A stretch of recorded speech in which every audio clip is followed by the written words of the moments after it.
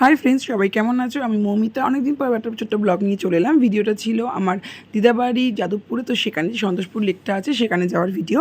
কয়েকদিন আগে গরমের ছুটি পড়ায় মেয়ের আমরা চলে গেছিলাম দিদাবাড়ি, কয়েকদিন ছিলাম। তো সেখানে একদিন সন্ধ্যাবেলা আমি, আমার মেয়ে, আমার মাস্তুতো বোন আর আমাদের দিকে দেখাশোনা করে সেই মাসিটাকে নিয়ে চলে গেছিলাম লেকে। লেকে প্রচুর মাছ আছে, প্রচুর লোকে ওখানে হাঁটে। বিকালবেলা খুব সুন্দর লেকটা লাইট দিয়ে খুব সুন্দর করে সাজানো। আমরা তো হাঁটতে যাইনি, গেছিলাম একটু ঘুরতে।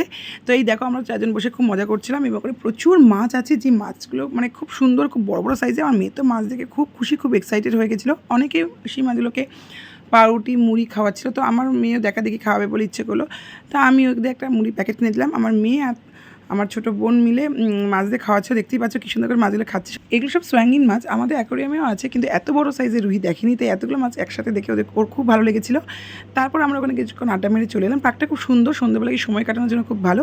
তোমাদের কেমন লাগলো ভিডিওটা জানিয়ে, ভালো লাগলে লাইক, কমেন্ট, শেয়ার। টাটা।